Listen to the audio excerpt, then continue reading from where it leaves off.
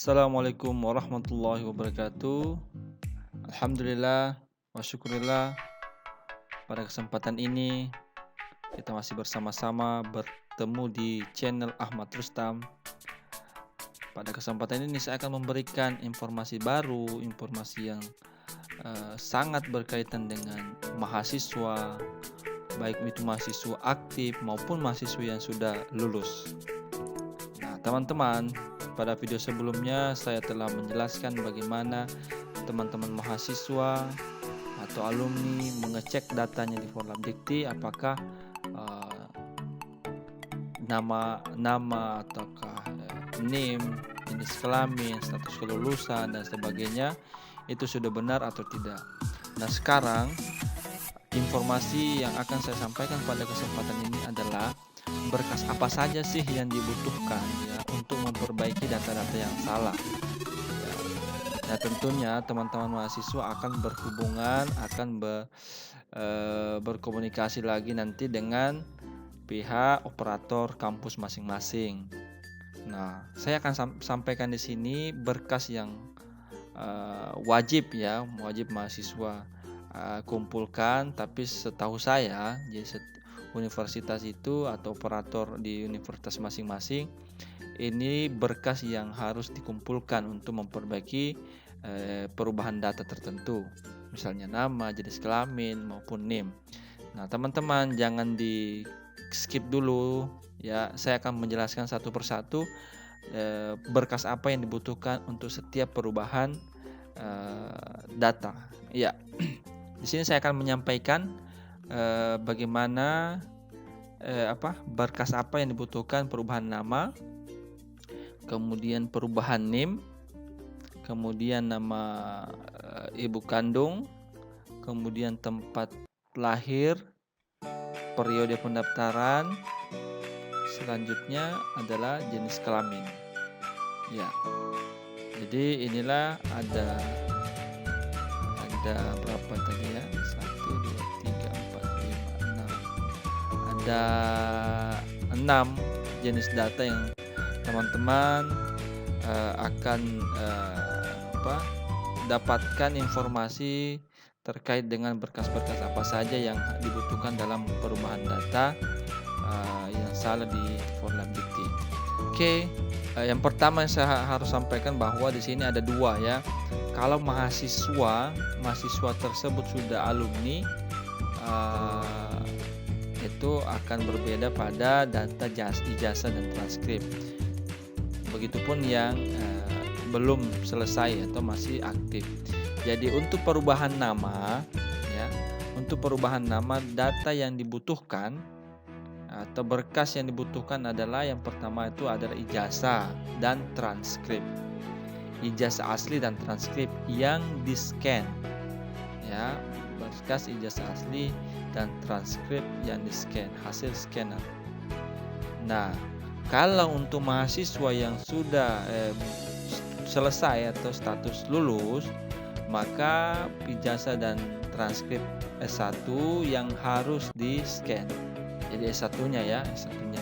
Namun kalau mahasiswa masih aktif, maka jasa dan transkrip yang di-scan itu jasa sebelumnya. Kalau misalnya dia integrasi atau mahasiswa pindahan, berarti jasa sebelumnya, apakah dia jasa D3 atau D2 ya, akademi. Kemudian kalau mahasiswa aktif dan bukan pindahan, mahasiswa murni, berarti dia menggunakan jasa SMA dan SKHU-nya ya, transkripnya. Nah, itu yang pertama. Untuk perubahan nama, berkas yang kedua yaitu adalah KTP asli yang di-scan. Ya, semua di-scan ya. Kemudian terakhir ya, tolong diperhatikan, terakhir akan saya sampaikan hasil scan-nya itu ukuran datanya berapa yang harus di-store. Kemudian data yang ketiga adalah hasil scan KTM yang asli ya. Nah, kemudian setelah berkas yang ketiga, itu yang keempat adalah hasil scan akte kelahiran yang asli. Nah, kemudian yang kelima adalah hasil scan kartu keluarga yang asli, dan terakhir ini scan surat pernyataan dari pimpinan PT Asli. Ini yang yang dibuat oleh pihak operator, jadi ini bukan dari pihak mahasiswa. Jadi inilah 5 berkas atau 5 dokumen yang harus disiapkan mahasiswa untuk perbaikan nama jika nama yang mahasiswa di Forlap Dikti itu tidak sesuai. Nah, sekarang untuk perubahan status mahasiswa yang aktif, NIM ya, perubahan NIM. Nah, yang pertama adalah yang harus disiapkan ijazah asli dan transkrip. Ini berarti kalau NIM berarti masih ijazah ijazah SMA atau pindahan ijazah D2 atau D3-nya. Ijazah sebelumnya. Ya. Jadi disiapkan ijazah dan transkripnya, di-scan yang asli. Kemudian yang berikutnya, yang kedua adalah KTP ya, KTP yang asli. Kemudian yang ketiga adalah KTM, kartu tanda mahasiswa, atau ya kartu mahasiswa lah ya, KTM apapun namanya di kampus, KTM. Kemudian yang keempat adalah akte kelahiran asli, dan yang kelima scan kartu keluarga ya. Berikutnya terakhir surat pernyataan pimpinan, ini dari pihak operator. Jadi mahasiswa hanya siapkan ijazah dan transkrip asli, kemudian KTP asli, KTM kartu tanda mahasiswa asli yang di-scan, kemudian akte kelahiran dan kartu keluarga.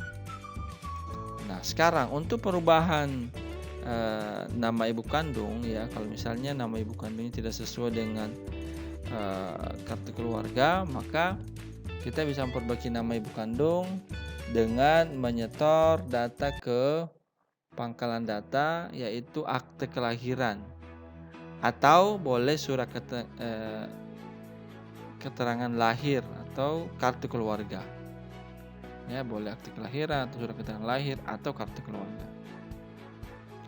Nah, sekarang untuk perubahan tempat lahir ya, untuk perubahan tempat lahir ini yang perlu disiapkan adalah akte kelahiran, kemudian kartu tanda mahasiswa, yang ketiga ijazah dan transkrip.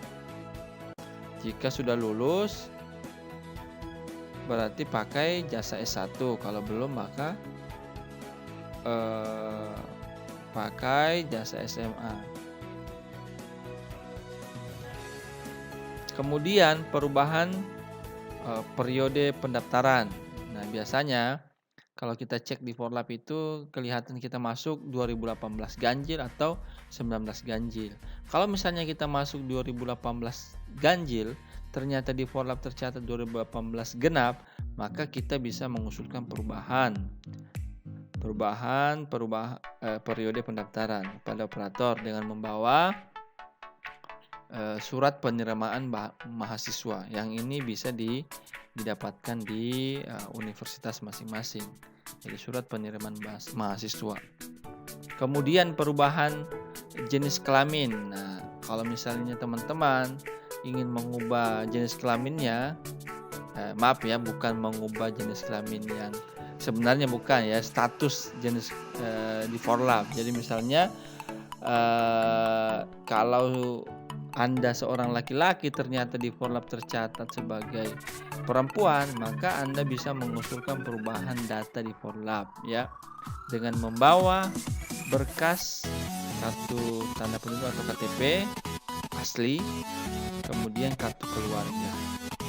Nah, itu semua jadi berkas-berkas yang saya sampaikan tadi itu hasil scan yang kemudian yang di scan itu adalah berkas yang asli.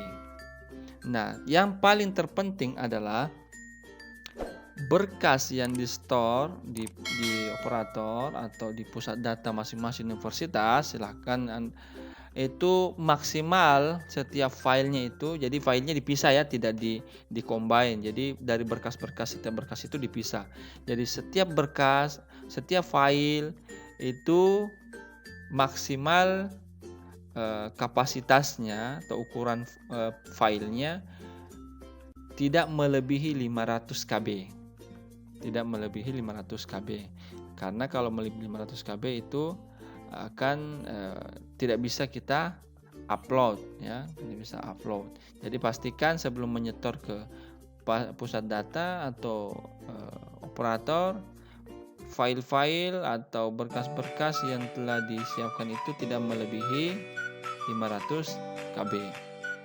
Nah, untuk mahasiswa khususnya mahasiswa Universitas Sulawesi Tenggara, nah, saya memberikan informasi, saya menyelipkan informasi di sini bahwa file berkas yang disiapkan untuk berubah nama itu bisa dikirim di email ini ya. Jadi di email ke mahasiswaan unsultra2019@gmail.com.